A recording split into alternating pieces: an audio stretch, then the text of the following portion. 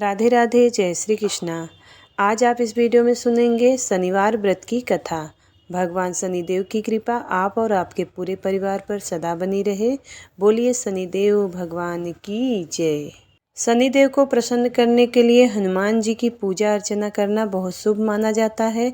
माना जाता है कि शनिवार के दिन भगवान हनुमान जी की पूजा करने से शनिदेव प्रसन्न होते हैं और शनिदेव की सभी तरह के दोष दूर हो जाते हैं। तो शनिदेव की कृपा पाने के लिए अब हम सुनते हैं शनिदेव की व्रत कथा। तो बोलिए शनि देवता की जय। शनिदेव साक्षात रुद्र हैं। उनकी शरीर क्रांति इंद्रनील मणि के समान है। शनि भगवान के शीश पर स्वर्ण मुकुट, गले में माला तथा शरीर पर नीले रंग के वस्त्र सुशोभित हैं। शनिदेव गिद्ध पर सवार रहते हैं। हाथों में क्रमशः धनुष, बाण, त्रिशूल और वर मुद्रा धारण करते हैं। वे भगवान सूर्य तथा छाया सवर्णा के पुत्र हैं। वे क्रूर ग्रह माने जाते हैं। इनकी दृष्टि में क्रूरता का मुख्य कारण है उनकी पत्नी का श्राप है। ब्रह्म पुराण के अनुसार बाल्यकाल से ही शनिदेव भगवान श्री कृष्ण के अनन्य भक्त थे। वे भगवान श्री कृष्ण की अनुराग में निमग्न रहा करते थे। युवा अवस्था में उनके पिताश्री ने उनका विवाह चित्ररथ की कन्या से करवा दिया। उनकी पत्नी सती साध्वी एवं परम तेजस्विनी थी। एक रात्रि वह ऋतु स्नान कर पुत्र प्राप्ति की इच्छा के लिए शनिदेव के पास पहुंची, पर देवता तो भगवान श्री कृष्ण के ध्यान में लीन थे। उन्हें ब्रह्म समाज की सुधि ही नहीं थी। उनकी पत्नी प्रतीक्षा करके थक गई। उनका ऋतुकाल निष्फल हो गया। इसलिए उन्होंने क्रुद्ध होकर शनिदेव को श्राप दिया कि आज से जिसे तुम देखोगे वह नष्ट हो जाएगा। ध्यान टूटने पर शनिदेव ने अपनी पत्नी को मनाया। उनकी धर्मपत्नी को अपनी भूल पर पश्चाताप हुआ, किंतु श्राप के प्रतिकार की शक्ति उनमें नहीं थी। तभी से शनिदेव अपना सिर नीचा करके रहने लगे, क्योंकि वे नहीं चाहते थे कि किसी का अनिष्ट हो। ज्योतिष शास्त्र के अनुसार शनि ग्रह यदि कहीं रोहिणी भेदन कर दे तो पृथ्वी पर 12 वर्षों का घोर दुर्भिक्ष पड़ जाए और प्राणियों का बचना ही कठिन हो जाए। शनि ग्रह जब रोहिणी भेदन कर बढ़ जाता है तब यह योग आता है। यह योग महाराज दशरथ के समय में आने वाला था।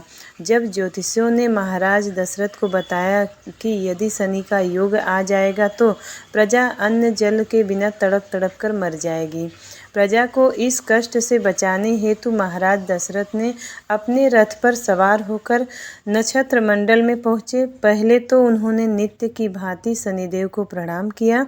इसके पश्चात क्षत्रिय धर्म के अनुसार उनसे युद्ध करते हुए उन पर संहारास्त्र का संहार किया और शनिदेव महाराज दशरथ की कर्तव्य निष्ठा से अति प्रसन्न हुए और उनसे कहा, वर मांगो।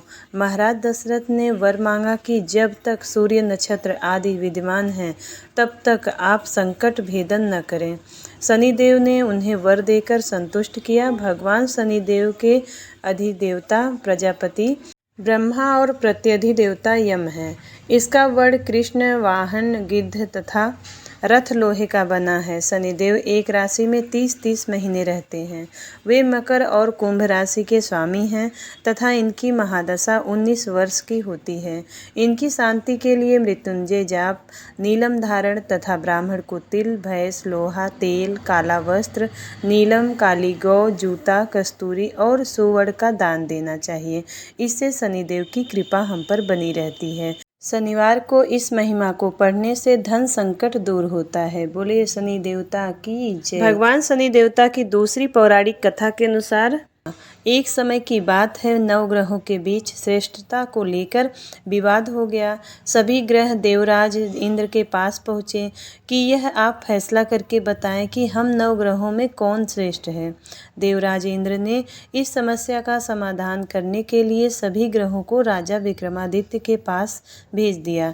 यह कहकर पृथ्वी पर इस समय बहुत ही न्यायप्रिय राजा विक्रमादित्य उज्जैन में राज करते हैं। आप उनके पास ही यह प्रश्न लेकर जाइए। सभी ग्रह राजा विक्रमादित्य के पास पहुँचे। यह बताएं कि हम सभी ग्रहों में कौन श्रेष्ठ है। ग्रहों के इस प्रश्न को सुनकर राजा विक्रमादित्य सोच में पड़ गए, क्योंकि किसी को भी छोटा बताया तो नाराज हो जाएंगे। राजा ने प्रश्न का उत्तर देने के लिए एक युक्ति निकाली। राजा विक्रमादित्य ने 9 धातुओं के 9 अलग अलग सिंहासन बनाए, सभी ग्रहों को इन पर बैठने के लिए कहा और साथ ही यह भी बताया कि जो अंत में बैठेगा वह छोटा होगा। सबसे अंत में लोहे का सिंहासन होने के कारण शनिदेव सबसे अंत में बैठ पाए। शनिदेव को लगा कि राजा विक्रमादित्य ने उनके साथ छल किया है और वह क्रोधित हो गए।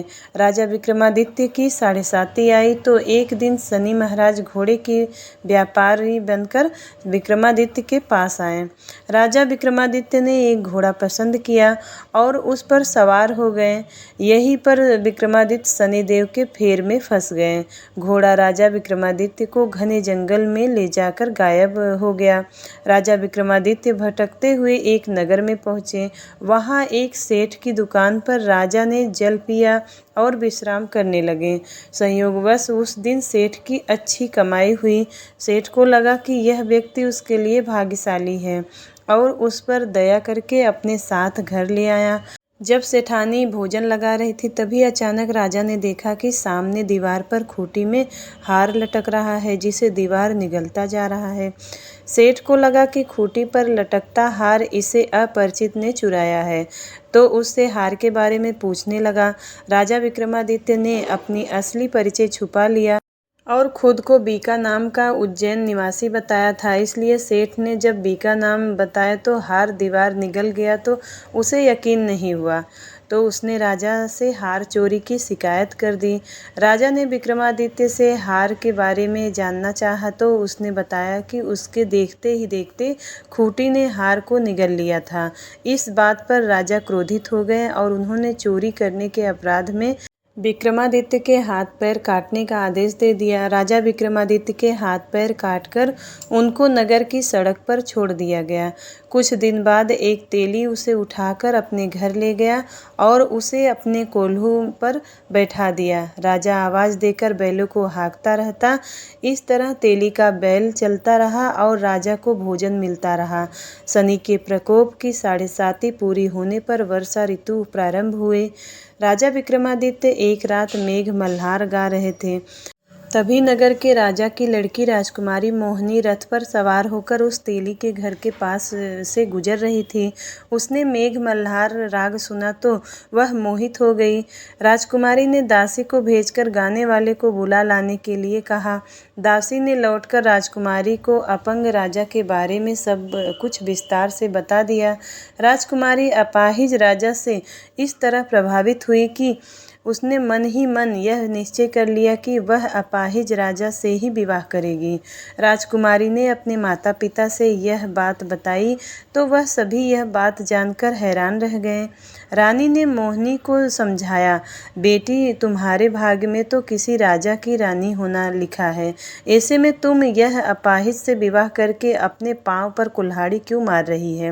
राजकुमारी तो मन में ठान चुकी थी कि अपनी जिद नहीं छोड़ेगी। तभी अपनी जिद पूरी करने के लिए उसने भोजन करना छोड़ दिया और प्राण त्याग देने का निश्चय कर लिया। आखिर राजा रानी को विवश होकर अपंग विक्रमादित्य को राजकुमारी का विवाह करवाना पड़ा। विवाह के बाद राजा विक्रमादित्य और राजकुमारी तेली के घर में रहने लगे। उसी रात स्वप्न में शनिदेव ने राजा से कहा, राजा तुमने मेरा प्रकोप देख लिया, मैंने तुम्हें अपने अपमान का दंड दिया है। राजा ने शनिदेव से क्षमा करने को कहा और प्रार्थना की, हे शनिदेव आपने जितना दुख मुझे दिया है अन्य किसी को न देना। शनिदेव ने कुछ सोचकर कहा, राजा मैं तुम्हारी प्रार्थना स्वीकार करता हूँ। जो कोई स्त्री पुरुष मेरी पूजा करेगा, शनिवार का व्रत करेगा और मेरी व्रत कथा सुनेगा, उस पर हमेशा हमेशा मेरी अनुकंपा बनी रहेगी। प्रातःकाल राजा विक्रमादित्य की नींद खुली तो अपने हाथ पांव देखकर राजा को बहुत खुशी हुई। उसने मन ही मन शनिदेव को प्रणाम किया। राजकुमारी भी राजा के हाथ पैर सही सलामत देखकर आश्चर्य में डूब गई। तब राजा विक्रमादित्य ने अपना परिचय देते हुए शनिदेव के प्रकोप की सारी कहानी सुनाई। सेठ को जब इस बात का पता चला तो दौड़ता हुआ तेली के घर पहुंचा और राजा के चरणों में गिरकर क्षमा मांगने लगा। राजा ने उसे क्षमा कर दिया क्योंकि यह सब तो शनिदेव के प्रकोप के कारण हुआ था। सेठ राजा को अपने घर ले गया और उसे भोजन कराया। भोजन करते समय वहाँ एक आश्चर्यजनक घटना घटी। सबके देखते देखते उस खूंटी ने हार उगल दिया। सेठ ने अपनी बेटी का विवाह भी राजा के साथ कर दिया और बहुत से स्वर्ण आभूषण धन आदि देकर राजा को विदा किया। राजा विक्रमादित्य राजकुमारी मोहिनी और सेठ की बेटी के साथ उज्जैन पहुँचे तो नगरवासियों ने हर्षपूर्वक नगर की सीमा पर ही उनका स्वागत किया। अगले दिन राजा विक्रमादित्य ने पूरे राज्य में घोषणा करवाई कि शनि देव सभी ग्रहों में श्रेष्ठ हैं। सभी नगरवासी शनि देव का व्रत करें और शनिवार को शनि की पूजा करें एवं शनि व्रत की कथा सुने। राजा विक्रमादित्य की घोषणा से शनिदेव बहुत प्रसन्न हुए। शनिवार का व्रत करने और व्रत कथा सुनने के कारण सभी लोगों की मनोकामना पूरी होने लगी। बोलिए शनिदेव महाराज की जय।